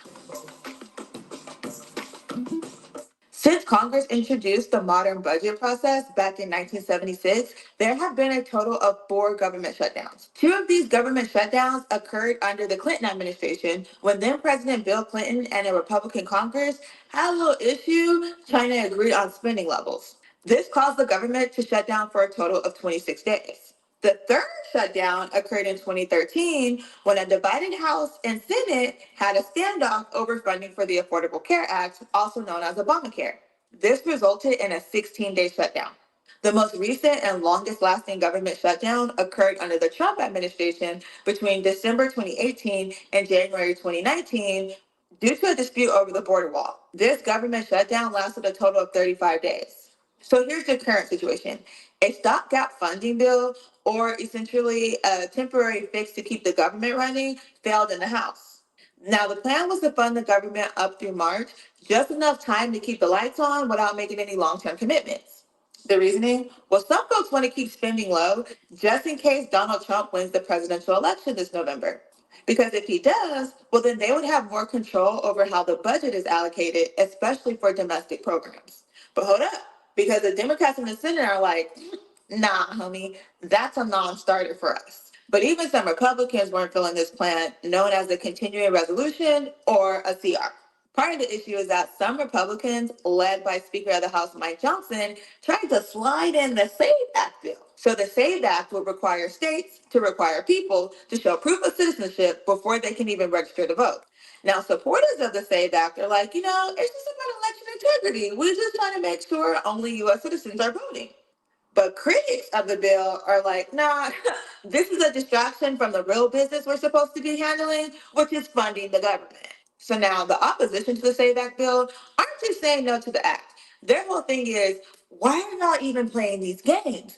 It's already illegal for non-US citizens to vote in elections. What we really need is a plan to keep the government open and to pay our bills. House Minority Leader Hakeem Jeffries put it bluntly, basically saying, see what y'all not gonna do is try to hold the American people hostage by nickel and diamond little pieces of your Project 2025 just in case your homeboy don't get elected this year. Even Senate Minority Leader Mitch McConnell hopped in, basically saying a government shutdown right about now would be, quote, politically beyond stupid, especially for Republicans, because they're the ones that are going to get blamed if the government shuts down right before an election. So now what? Well, Congress just got back from yet another break, so hopefully they're well rested and ready to figure this out by the October deadline. Fingers crossed that they come up with a solution that works for everybody. And there you have it. What is really going on here? Mm-hmm. Mm-hmm.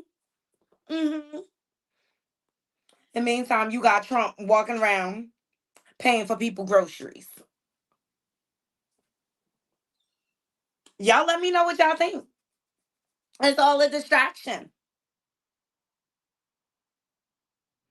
It's all a distraction. They trying to plan a government shutdown right before the election. Imagine it. Imagine it. Mm-hmm. Mm-hmm. All right, let's get into Kalina because we still got more Diddler news. Child, it is never ending. Like this is the rabbit hole that never And so you got Kalina from Dirty Money that comes out and speaks after she put that post windmilling for the diddler. And then we found out during the Bell hearing that he was calling her, what, a total of 54 times to get her to put out that statement in support of him. And now she is garnering attention from the public. Thumbs up this video. Like, comment, share. Here we go.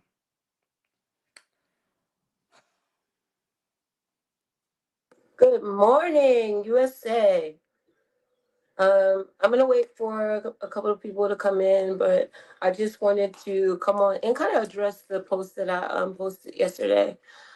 Hey guys, how are you? I want a couple more people to come up in the room because I just want to address the post that I posted yesterday. What's good? What's good? What's good? All right. So it's enough people for me, so we could talk. You know what I'm saying? Because I'm at the house. So y'all, I wanted to tell you guys that I love you guys and I thank you so much. You don't understand how much of a support you all have been at this time. It's been really rough. I miss my children. I think that a lot of moms, you know, have support. They have help, whether it's their family, their moms, their sisters, their cousins, their brothers. In order for you to be, you know, successful, you need help. There's no way around that. And so I cannot talk details of the case. I know, right? Meshach is my twin. I cannot talk details of the case, but I will say that there is no reason why my baby shouldn't be in my arms. So I'm asking you guys to help me. I need help with resources, better legal services, better amicuses. Are you going to leave that abusive husband of yours? Is that why you asking for resources? Let me know. Are going through this. You know what I'm saying? So at the end of the day, especially when you're a married woman and I already have my youngest with me, it's like the question is, why aren't the other three with me? I'm in Texas. So I've been here for the last 3 years. I'm not in Atlanta. So, that's kind of been the issue. So the last 3 years I've been here, almost 4 years, and I'm fighting the case. Um, yes, I should turn to Instagram and everywhere else. It's been very disheartening to be quiet and just sit back and try and You should have stayed quiet. women in general, but Black women, right? So, and I don't know. I just feel like I want to shed more light on the actual experience. There's so many people going through this.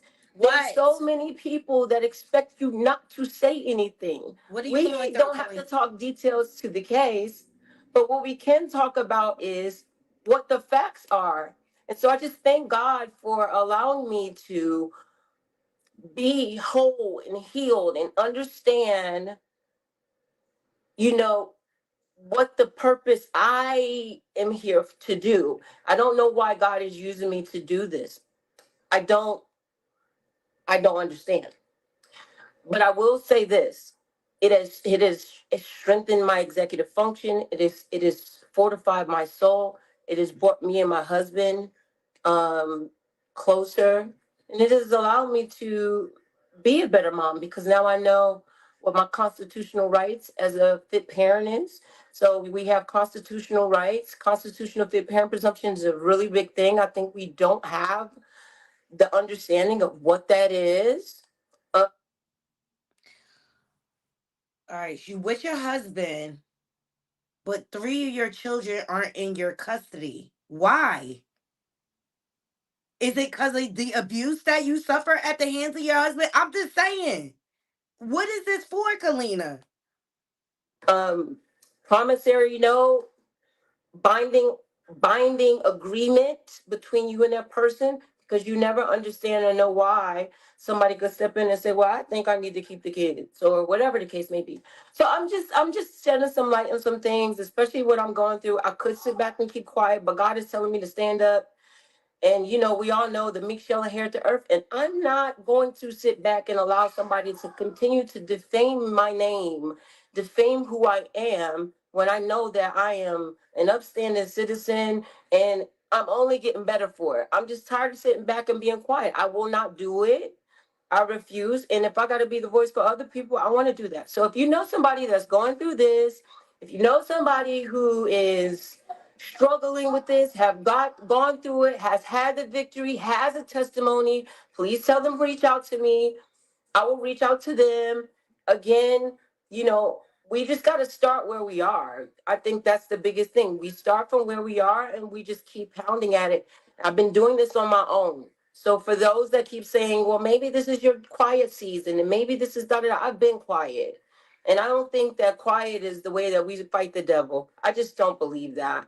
So I love you guys. I thank you. I'm not going to drag you about this, but as I kind of prep myself to do the things that God want me to do, just know that you're going to be seeing my face and you're going to see me talking about it. I want my kids. I want my children. I want them home with mommy. Nothing else matters but that. And that's what I'm doing. So why am I good for one and not all four? It makes no sense. You guys do the math. And y'all hit me up and let me know.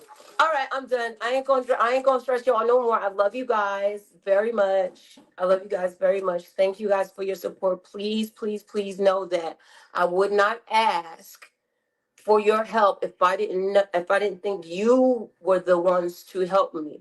I've been doing this alone. I've been quiet. I've been sitting back. I've been afraid to speak about the things that I'm going through, and I'm not afraid anymore.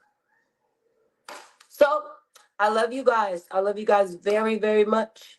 And sucks, but we got to shed light on some of the things that are happening to our men and women in this world, and it's really disheartening. So I love you guys. I love you, love you, love you. God got it. God got it. I know for a fact He has it. So peace and blessings to you guys as well, and just please hit my DM up. Let me know. I need lawyers. I need the resources. I need a better amicus. I need somebody who's going to hear my case, not turn my celebrity into a weapon, not turn the platform that we're building into a weapon, not turn my efforts as a woman and a mom into a weapon, because that's what's happening. So I love you guys. So peace. I'm not going to even hold y'all up no more. She says that over and over like, again, but just she look at keeps this going. video because I know you guys are now. It's like new people coming on. Like, how can we help? I need attorneys. I need people that are tapped into what is happening in San Antonio, Texas. It is not a state that is excuse me, a city that is really vying for their black community. It's not a huge black community here. So there is a stigma, tism already on the black community here in San Antonio, Texas. There's an ideology already about who we are as black people. So when you walk in the room, automatically you have these people, though they're brown, they're looking at you and they're believing what other people are saying about you. And so that's why I was like, listen, I have a platform. I have not been using my platform. I've been afraid to use my platform. I've been afraid to speak up and talk about the things that I'm fighting against. And I just can't do it. I can't exactly. Vilo 985 exactly. And so it's been really hard to try to go in snatch. It's been hard to try to go in and tell people like, look, this is what I do. This is who I am. This is me and my husband. This is da da da da. You know, and be basically stonewalled. You know what I mean? So Texas ain't right as a state, period. But we will petition on your behalf. May favor find you. Says, I love you so much, Tika. And you know, a lot of people don't understand. Again, like, you know, like, well, why don't they ask all the questions? Of course, I'm gonna sing about it. The album Rosewater is only about it. But at this point, I think it's more important for you guys to hear me talk about it.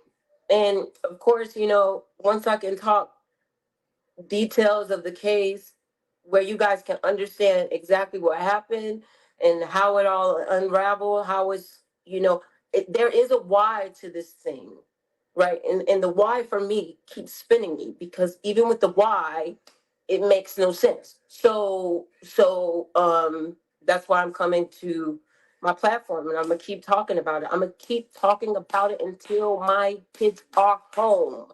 I'm gonna keep talking about it even after that, because they're gonna see what mommy was doing, as they get older. They're gonna look and they're gonna be like, hey, you know what I'm saying? Where's my mom? Like, was she fighting for me? I know what I was thinking about my dad. If you guys have ever been in a situation where you've been away from one of your parents, you cannot tell me that you're not thinking about who you are, where you come from, what really is happening. When I met my real father at 18, I didn't hold his feet to the fire about nothing. I was just glad that he was with me at that time, and I kept building from there. But my babies are small still. And um, again, I can't talk about, you know, um, things about the case. But at the end of the day, I need my kids. You know what I'm saying? Like, that's it. I need them, and I'm gonna scream it from the top of the top of the mountains. There's nothing wrong with me. There's nothing wrong with Tony and I. We all go through. Excuse me. We all go through things as people, and I've learned a lot this last 7 years of my life, just not to judge people, not to think of myself exempt. And again, like I said, I don't want to drag you guys. I just see like more new Yeah, I'm people coming over on. it. And Because if you're not going to tell me why you lost your kids and why you still with that abusive husband of yours, what's the point? As you got a mark on your forehead. It could be from a curling iron. Who knows? I'm over it. I'm over it. I'm over it. I'm over it. I feel like she gaslighting and trying to emotionally extort the public. Why did you lose your kids, Kalina? Why did you lose your kids? If you want to tell it all. I'm over these celebrities. I'm tired. I'm tired. All right, let's get into Young Dolph. And no, do I got more Diddy news? Jesus Christ. I told us about Diddy being on a hunger strike. Whatever.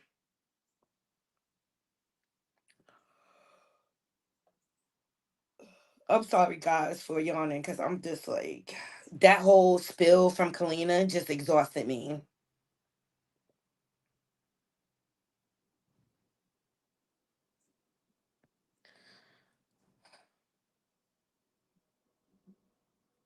Y'all let me know what y'all think.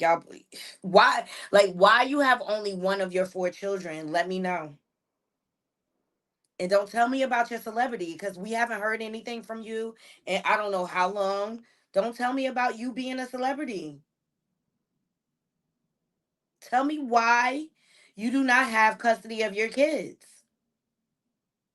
That's all I want to know. You want help? Tell us why.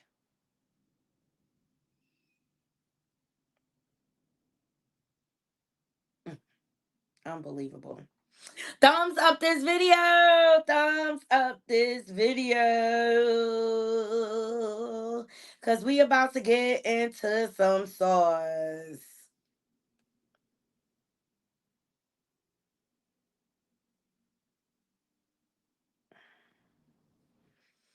Oh, Candace Owens always has something to say, and every once in a while she catches my ear. Okay, here we go. That Kim's Porter's book is being published. It's a 60-page book entitled Kim's Lost Words. It claims to be a collection of the diaries of Kim Porter, the mother of Diddy's children, and it was leaked by her friends. Now, the person who's publishing is saying that he received a thumbnail from one of the friends who was very scared, and it is heavily implied they believe that Diddy had something to do with her. Well, guess what? It was just announced yesterday that Kim's Porter's book is being published.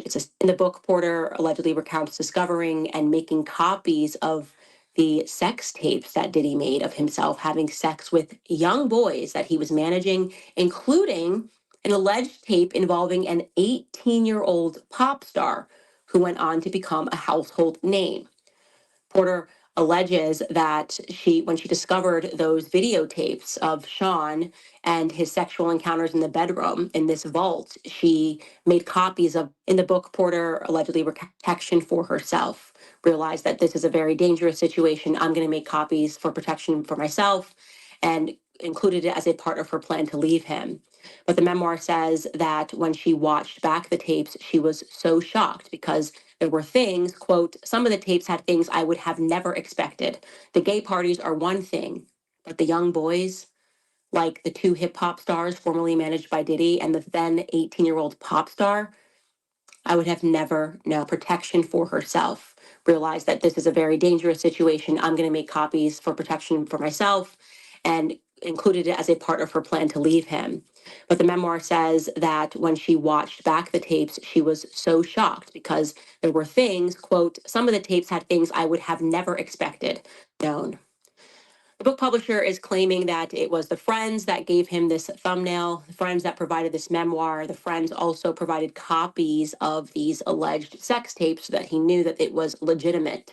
And the final entry of the memoir from Kim Porter, before she mysteriously got pneumonia and didn't survive it as a 47-year-old, is her dramatically telling her friends, quote, he got me, and then calling 911. So this is getting very interesting. And what has come on the heels of this is people unearthing videos of Justin Bieber known.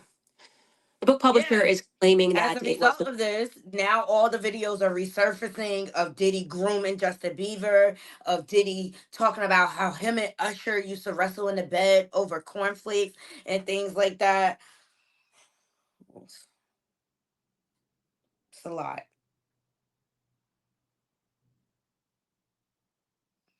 You know what I gather from all of this? A lot of people are complicit in Diddy's crimes, and you know what? I hope every last one of them paid for what they part was in it for covering up for this man through the years. Anyway, let's go on to more pressing business. Young Dolph trial has started. He unfortunately was unalived in an untimely way. He simply went to his hometown, stopped at a bakery, and was shot up basically. Oh, excuse me. And it's coming out now that it was all a setup. And now people are testifying in the case and they're saying Yo Gotti's brother is the one that paid for the hit. Angela Simmons, you need to be careful. You need to watch the company that you keep. This is crazy. Thumbs up the video, please.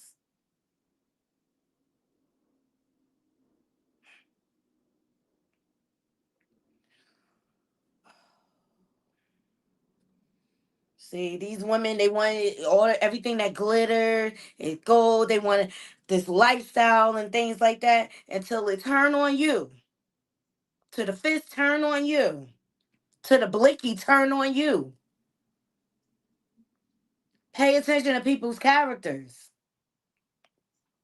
So the two young men that were hired, they are singing like canaries. You wanna know why? Because they ain't get paid. Same thing with the Keefe D situation with Tupac.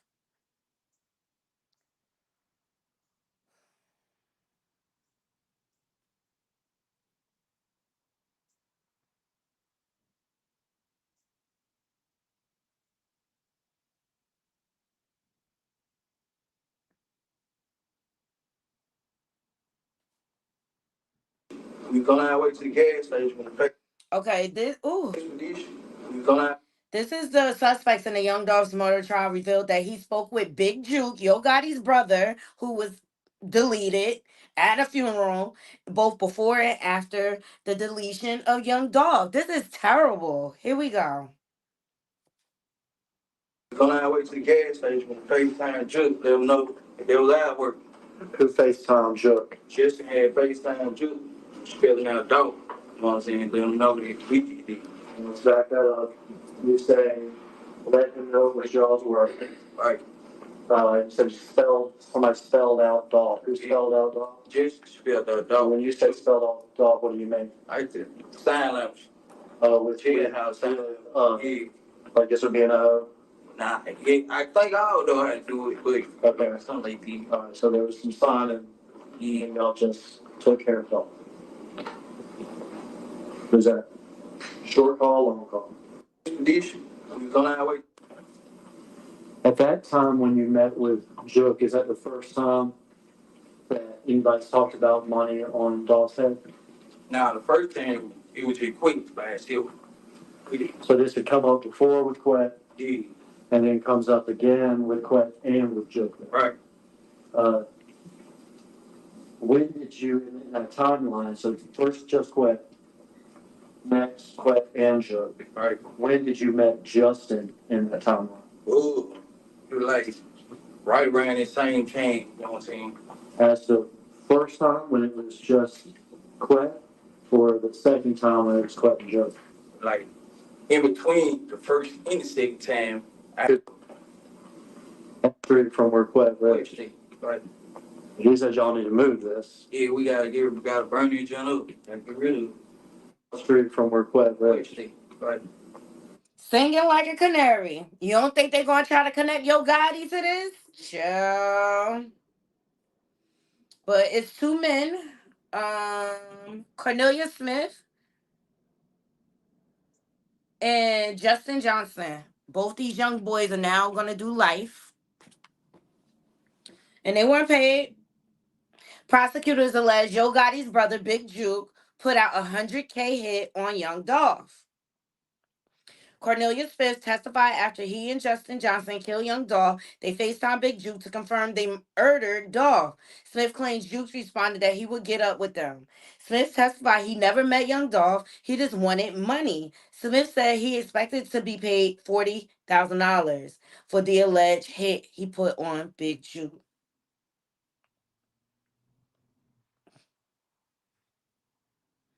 Now these young boys, life is ruined. And I know I told her about a house, buying them a house and all that because I knew that they already had hits on everybody's head and we was out looking for somebody. We didn't know we were gonna catch dog. We didn't know who we were gonna catch.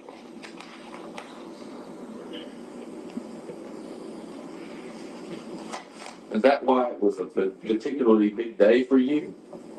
Which means big day. When you text Miss Jackson, let's see, 9:05 a.m. on November 17th, 2021, you say good morning. I went to sleep in the midst of texting you to knowing today is my big day. My favorite birthday. My daughter's birthday, November 17th? Yeah, my daughter. You went and killed a man on your daughter's birthday? Hey, I'm trying to make it right for her. I ain't have no money. I'm trying to get some money that day. So I'm trying to make sure my baby girl, man, have a beautiful birthday. So it was whatever. And I'm trying to get out. It was whatever.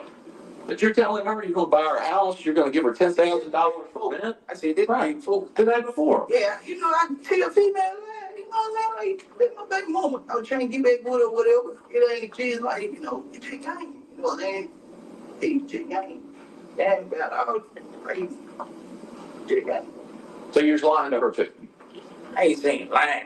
I ain't gonna say that. Game and lying is two different things because, Okay. you know, you tell the person what they want to hear. You know what I'm saying? Tell Like these kind of things. no, no. So on his daughter birthday, he went and put a hit out on Young Dolph. That's disgusting. And they never even got paid.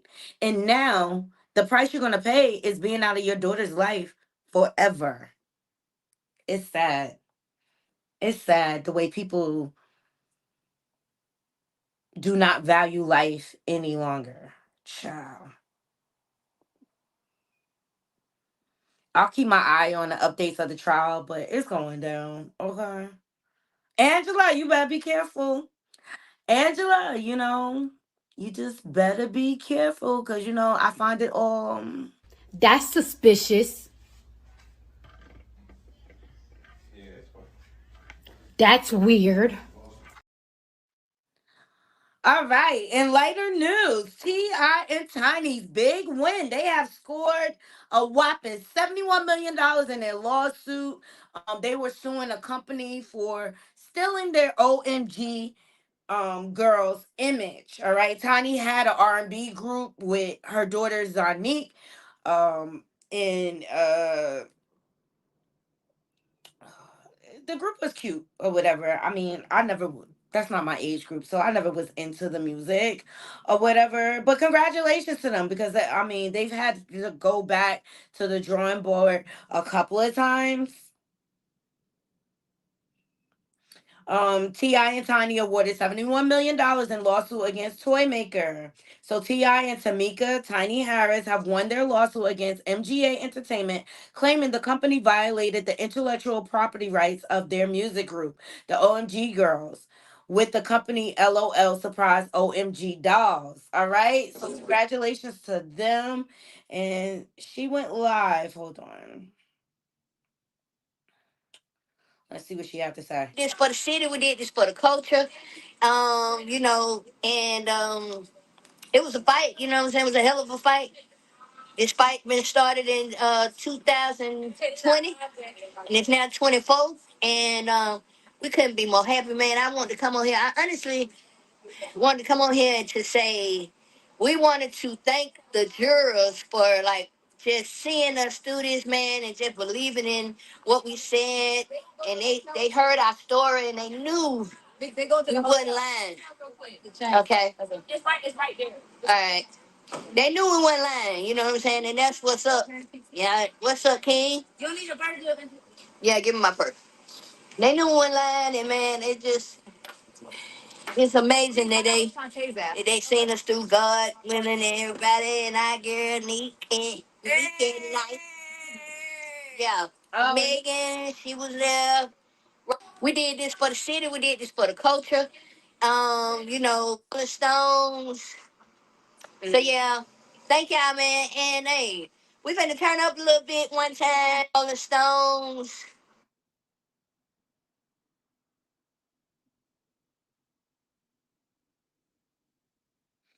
So then Tiny goes on the post. She said, man, we look crazy because we've been crying tears of joy. We are so grateful to God. Thank you so much to the jurors, first and foremost. We wanted to thank you in person, but you guys were gone. To our amazing dream team, you guys killed it. We owe you everything. Okay. So they won. Congratulations to T.I. and Tiny. Ciao. All right. Natalie Nunn is getting exposed again. Disgusting. Okay. A gentleman came forward, I think earlier in the year, and exposed her for having an affair. And Natalie went on and said, you're a clout chaser. No, Natalie, you're a sugar mama. And you be trying to buy these mofos or whatever. And you trying to be like a Diddy. And you're not. You're really just like washed up. You're washed up bad girl. I wish people would see it. Well, another gentleman is coming forward and exposing her. And only thing you're looking like is a dirty Natalie. That's all you looking like. Go ask Carisha.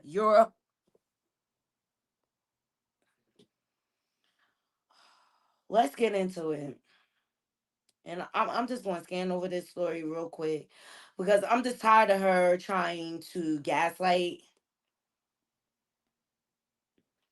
the world. And she be messing with these young boys. And ooh, I forgot before we get into her because Natalie not that important. She really not. Rubin sat down on Real Life Productions and they asked her about Shine and she went in. Also, Choke No Joke went in on Shine in that same interview. Y'all gotta go check it out. But let's hear what Natanya had to say. Me in my face, and I watched Puffy do it. Had they taken heed and they knew I wasn't lying, everybody knew I was not lying. But because he had power, prestige, fame, money, and access to the people that have even more power than him, they let him walk because their agenda had to be carried out by him. So they let him walk. But guess what? If somebody listened to me, perhaps Cassie would have never had to endure, and all those other people that died under alleged suspicious causes at his hand would not have had to endure if he was held into account for what he did to me 24 years ago. Let me just say something about Shine too, because I said on my TikTok, Shine did not shoot me because he didn't. But Shine is a con artist. Let me just put that right out here now. Everybody's like, oh, we know Shine was innocent. No, you don't know a daggone thing because he's far from innocent. Shine said vehemently on the Combat Jack podcast, and I have a clip I will send to you. He said, Latanya Rubin is my friend. I'm sorry she got hit. It was foul because we used to go to the studio with her and everything was everything. She my friend. So we don't know if my gun hit her with the ricochet because it was 4 guns in the club. We don't know. But I'm sorry it was her because that's my friend. When you listen back to it, you're going to be awestruck at how almost verbatim I just said that. Trust me, I've played it over in my head a million times. It's the number one question I've been asked for 24 years. Did they apologize to you? I'm always awestruck.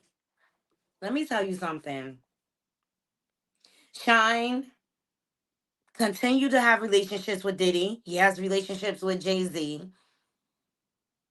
And now you trying to distance yourself now that he's locked up. Even Choke No Joke said it. He's a flip flopper. He ain't shit. He ain't shit. It's not right the way they railroaded the way Diddy railroaded him, but he flip flopped through the years. He too has a price. He'll go to the highest bidder. Period. And that's just how I feel. And I'm settled on that. I don't even want to hear anything about it. And everybody's karma is coming back to them. And I'm starving. Do I even care about Natalie Nunn that much to even do this story?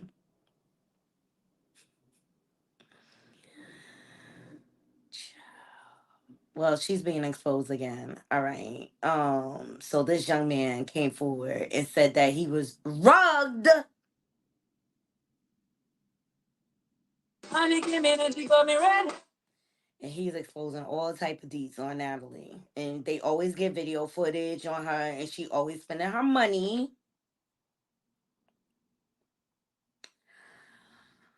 And just really over it. He dropped mad receipts, he dropped text messages and things like that. Hold on.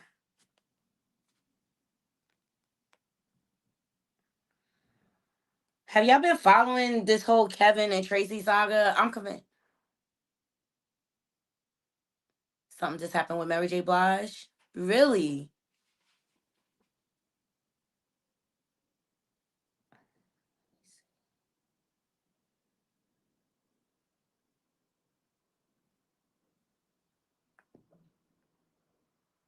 Here we go. So shout out to his on site. Natalie Nunn is being exposed again, this time by another man who is alleging they had an intimate relationship and accusing her of attempting to DRUG him. His name is Thomas Grimes. He said, I'm ready to tell my story about Natalie Nunn. No funny. And I know I troll 24/7, but I'm not trolling right now. Y'all think Diddy bad? Wait till you get Natalie Nunn. Ciao. And so he said, so here's what happened. Here's what excuse the language, with Miss Natalie Nunn. I met Natalie when I was out to eat with my someone and I thought was my friend. His name is Chef D. Y'all should know who he is if y'all watch Baddies or whatever the case is. Anywho, we were out to eat and she pulled up to the table and immediately kissed me on my face. I should have known right then and there what I was getting myself into, but I was only 21, living a really fast lifestyle. So I decided to stay. We kept drinking and I was ordering more and more drinks and food. Anyway, we left. I dropped off Chef D. I went to drop her off and she instead insisted I stay at her hotel for the night because I was insanely drunk. Although we had a chauffeur, she heavily insisted on me staying over. So I came to her room. We chilled for like an hour. Everything was fine. And then she starts kissing on my neck. One thing led to another. Then this itch started giving me head. We ended up upping, and she told me this is the best ick ever had. I'm ready to leave my husband for you, and more outlandish ish. But this was just the beginning. I had no clue what I had gotten myself into. So after this, we were texting back and forth, calls, etc. And I'm not even going to lie. I started to feed into it. She would call me every time she woke up, sending me memes on Instagram. And I'm talking about the whole 9 yards. It got to the point where she would take flights, daily to come see me because she lived in Sacramento at the time. She was telling me she was falling in love with me. She even stuck me into her events and bookings in LA. Her agency paid for everything. So we were just there doing whatever the freak we felt like doing. And remember, I'm young. I don't know how old she was in 2021, but I'm just a young ninja having fun in my eyes. But in her eyes, it seemed like she wanted more than a sneaky link. She started texting me things like, I'm falling for you. I love you. I want to marry you. And I'm not even kidding. I ain't know how to reply to it. So entertain I just entertaining it and going with the flow because I'm an idiot. All right, so he goes on and on. Something just happened to MJB or whatever. I'm not going to read through this whole thing or whatever. But he did reveal the text messages busting her. Um, he was talking about something saying that he doesn't have any kids, and Natalie said, "Oh, you kid free? LOL. What's journey to you? LOL." He said, "Laughing my ass off. Stop playing around." She said, "LOL." She said, "Where's mine?" He said, "You can have whatever you want, baby, and this was a gift for you a while ago or whatever." So he revealed all type of receipts busting her, and here's Well, Natalie. story time, since everybody wants to be clout chasers on the internet and use my name. There's been a few stories this summer that are absolutely fucking ridiculous. And I just feel like sometimes, D, I don't even feel like I need to address what's real and what's not.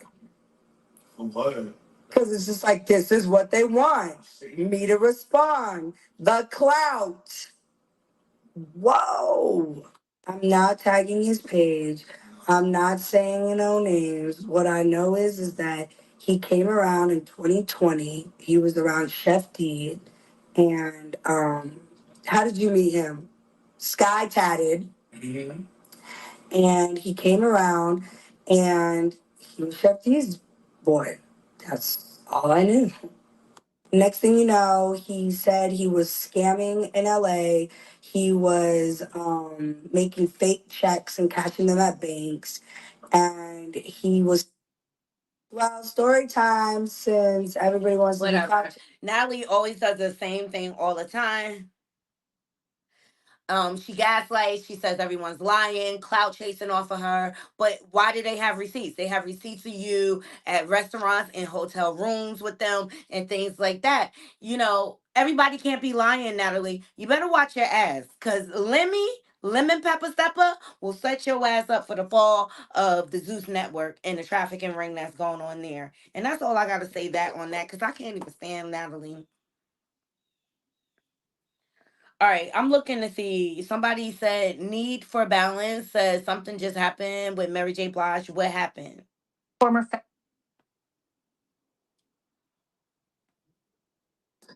So I'm getting ready.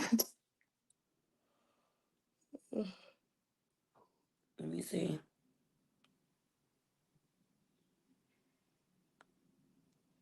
Oh my God, I'm so hungry. Think I'm about to go try this new restaurant.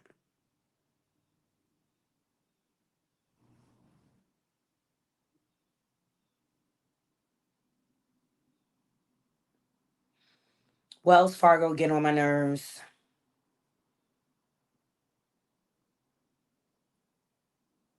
Where's this at?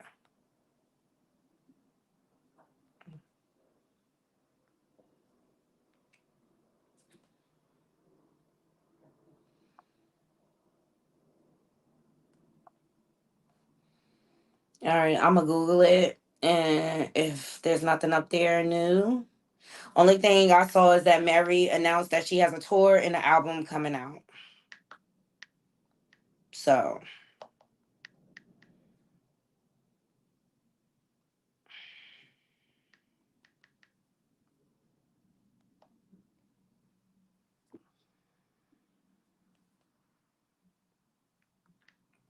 I don't know. What should I eat? It's this new restaurant.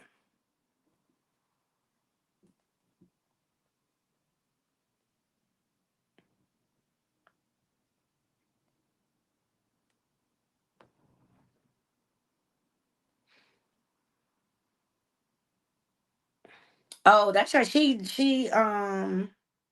Mary J. Blige says her budding romance is going well because of self love. Yeah.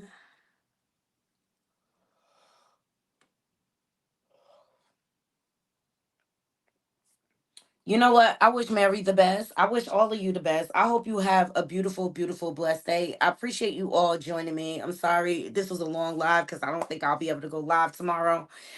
But let's leave it in the comments. Let me know what you think. Let me know what you think about Jay-Z's shady business practices with this casino he's trying to build.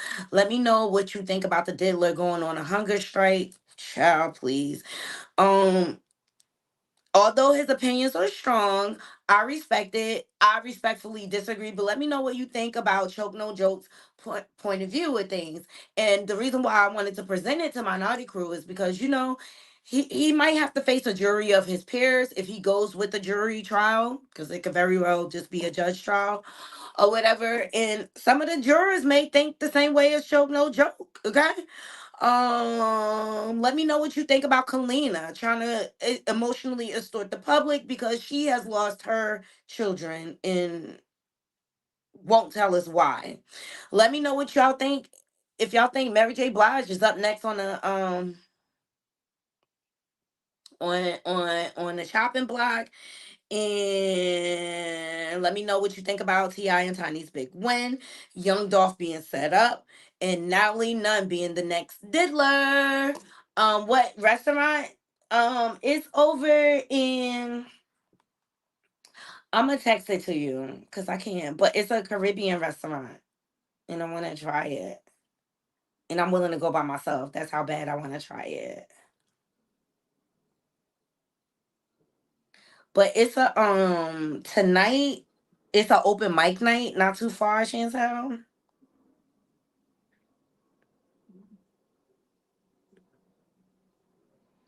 Here we go. I think I'm gonna go over there to see if they open. I sent it to you.